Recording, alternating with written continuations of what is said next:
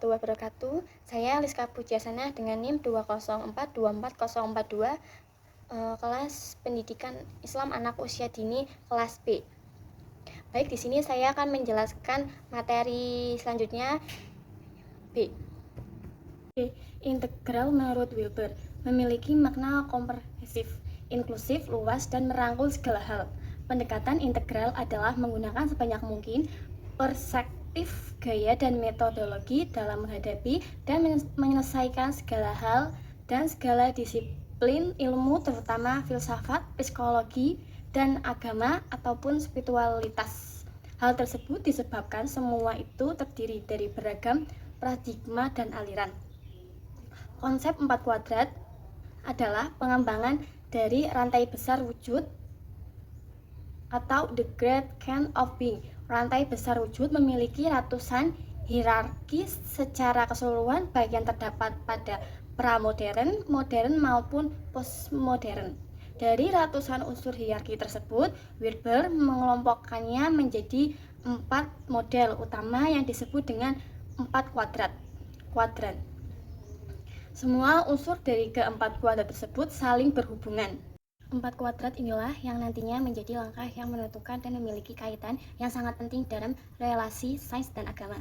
Sebelum membahas konsep-konsep tersebut sebagai dasar pemikiran Wilber, perlu dilihat terlebih dahulu konsep Wilber tentang 4 kuadrat. Yang pertama, kuadrat pertama adalah kuadrat kanan atas. Kuadrat ini merupakan nilai ilmiah standar dari komponen individu alam semesta, antara lain atom, molekul, sel tunggal, organisme bersel banyak, organisme bersel kompleks, reptil, mamalia purba, makhluk hidup yang memiliki akal, makhluk hidup yang kemampuan akalnya menjadi tinggi yang disebutnya SPF, SF1, SF2, dan SF3. Hierarki ini dari setiap komponen ini bersifat asimetris, seperti atom mengandung neutron tapi tidak sebaliknya, molekul mengandung atom tapi tidak sebaliknya juga, dan seterusnya dimiliki komponen sebelumnya. Kuadran kedua adalah kuadran kanan bawah. Kuadran ini kebalikan dari yang pertama. Jika kuadran pertama semakin tinggi tingkatnya, semakin besar, maka kuadran kedua ini semakin tinggi, semakin mengecil. Kuadran ini disebut juga dengan kolektif luar atau sosial, meliputi mulai dari yang tertinggi, galaksi, planet, sampai negara dan bangsa. Kuadran ketiga adalah kuadran kiri atas. Komponen kuadran ini bersifat kesadaran sisi dalam yang dimulai dari kesadaran individu yang paling sederhana seperti indrawi atau indera sampai tingkat tinggi yaitu kreatif. Kuadran terakhir adalah kuadran kiri bawah. Kuadran ini terdiri dari komponen pandangan dunia yang bersifat kolektif atau sosial.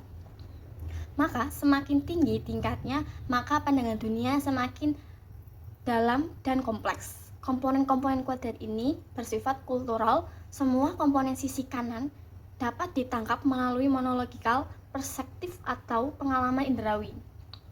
Sedangkan sisi kiri seperti makna, nilai, pemahaman, dan sebagainya tidak dapat diketahui dengan pengalaman indrawi. Sisi kiri atau interior harus dilihat dengan interpretasi dan interpretasi.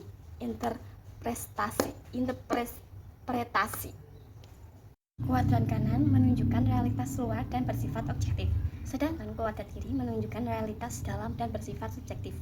4 kuadrat tersebut pada dasarnya menunjukkan hubungan yang tepat antara sains dan spiritualitas. Keempat kuadran tersebut juga menunjukkan dimensi-dimensi utama dan penting dari seluruh realitas, baik yang bersifat relatif maupun utama.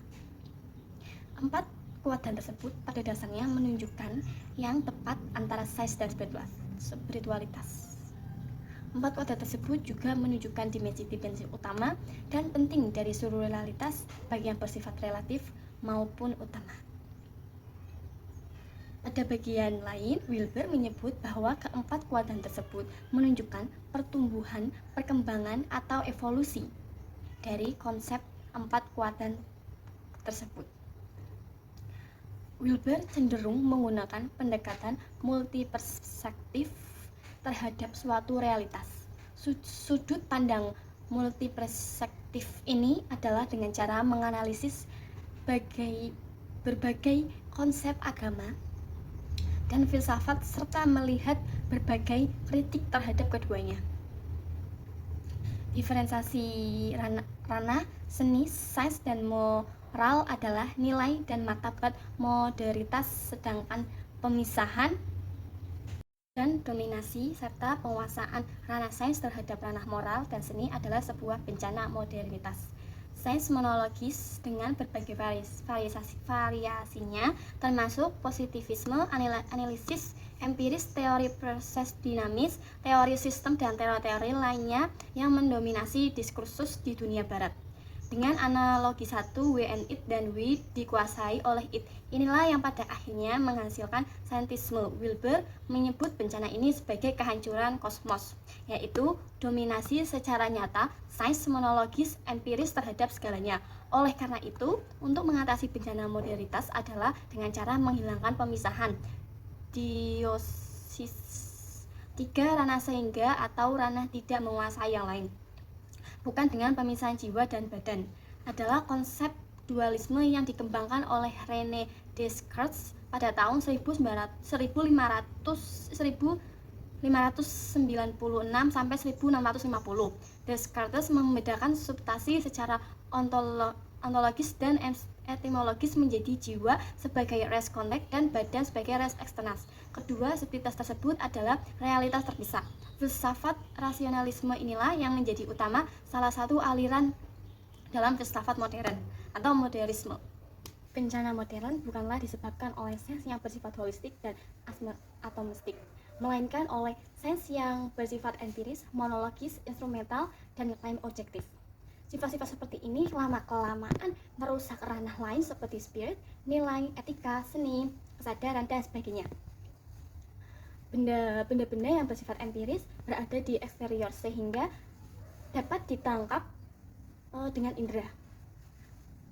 Kesadaran pikiran jiwa dan Tuhan berada pada posisi interior dan tidak dapat ditangkap dengan indera. Kesalahan terbesar modernitas adalah memaksa dan memproduksi dimensi I dan we kepada permukaan eksterior objektif it. Hal ini tentu saja merusak dimensi interior. Inilah sebabnya sains modern tidak sesuai dengan pluralisme epistemologi. Akibatnya hubungan sains modern bertentangan dengan spiritualitas karena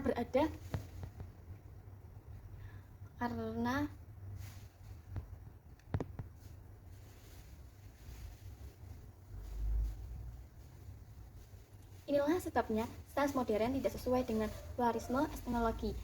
Akibatnya hubungan sains modern bertentangan dengan spiritualitas karena sains modern menolak realitas ranah interior yang berdampak pada penolakan terhadap keseluruhan rantai besar.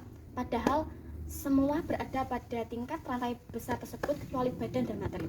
Jadi itulah masalah pokok mengapa sains modern menolak agama, karena bentuk interior yang lebih tinggi diganti dengan dominasi interior yang monologis.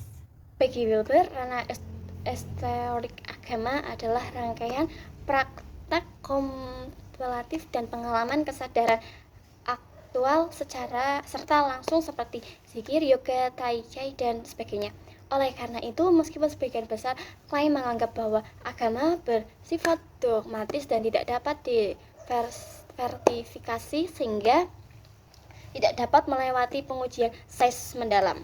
Bagi Wilber, sisi interior agama bukan terdiri dari rangkaian mitos dan kepercayaan yang tidak dapat diversifikasi. Salah satu aliran dalam filsafat yaitu positivisme logis menyatakan bahwa pernyataan-pernyataan metafisika tidaklah bermakna karena pernyataan tersebut tidak dapat diverifikasi secara faktual. Inilah yang dibantah oleh Wilber sendiri.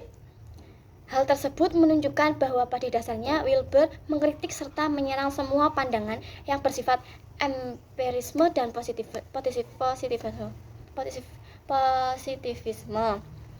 termasuk positivisme logis. Praktek esoteris adalah praktek spiritual yang dilakukan berada tradisi keagamaan dan biasanya dilakukan secara khusus serta tersembunyi. Dalam filsafat perennial, keberadaan universal dari semua agama cenderung berkaitan dengan kebenaran esoteris. Oleh karena itulah, beberapa pandangan yang kritis ekologi yang terjadi adalah akibat dari pandangan dunia yang rusak.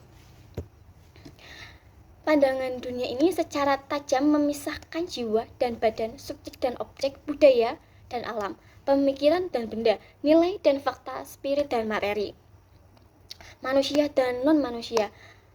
Pandangan dunia seperti ini bersifat dualistik, mekanistik, atau mistik, antropocentris, hierarkis. Bagi Wilber, bumi sesungguhnya tubuh dan darah. Sehingga perilaku merusak lingkungan sama dengan melakukan bunuh diri secara perlahan dan memberikan kesadaran kesatuan dalam alam perlu dimiliki oleh manusia. Wilber menyebut pandangan dunia holistik dan menyatu tersebut pada dasarnya telah ada sejak Plato dan Aristoteles pada masa Yunani kuno dan tetap bertahan sejak pada akhir abad ke-19. Sejak munculnya sains modern yang sering diasosiasikan dengan Copernicus, Kepler, Bacon, Galileo, Newton, dan sebagainya, pandangan dunia tersebut menjadi runtuh meskipun pada dasarnya para saintis tersebut tidak menduga dan menginginkan keberuntuhan berdasarkan pluralisme. Epistemologi. Sains empiris berhubungan dengan ranah pengalaman indera dan sekitar terkait dengan ranah mental, namun tidak ada hubungan sama sekali dengan darah, kompetensi, dan spiritual. Berbagai teori dan paradigma baru tidak akan berhubungan dengan ranah kompetensi tersebut. Akibat dari paradigma baru, kompetensi didominasi dengan mental, indera. Pendekatan ini menghancurkan dorongan keagamaan dan tidak membantu integrasi sains dan agama. Secara kultural, perkembangan modernitas di barat dan meluas ke seluruh dunia berlangsung dalam beberapa model tradisi budaya. Model tradisi modernitas tersebut adalah penyebaran dengan cara intimidasi, pembentukan pemahaman melalui negara ataupun kekuatan sosial kultural lain, pencarian makna baru untuk menggantikan paham tradisional, upaya-upaya perubahan masyarakat secara menyeluruh, perubahan pandangan dunia yang mengarah kepada humanistik dan saintifik. Agama teologi berjalan secara independen tanpa intervensi sains. Pada sisi lain, sains berjalan secara bebas pula tanpa campur tangan agama.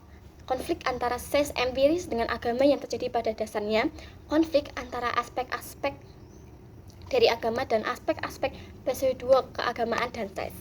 Kemungkinan tidak dapat konflik apabila sains tetap dan agama tetap agama. Konflik terjadi akibat kesalahan kategori, yaitu teolog mencoba menjadi saintis dan sebaliknya saintis mencoba menjadi teolog.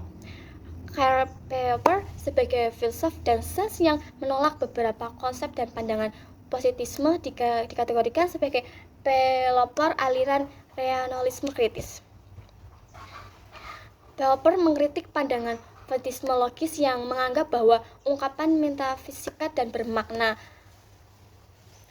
karena tidak dapat diverifikasi secara empiris. Menurut Popper, praktisi tidak dapat dijadikan alat untuk menguji kebermaknaan metafisika.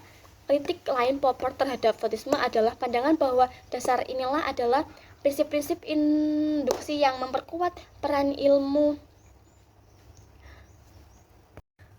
Oleh karena itu, bagi Wilber, para fisikawan modern tersebut memandang bahwa fisika berhubungan dengan bayangan sendos di balik bayangan atau sama halnya dengan di balik fisik.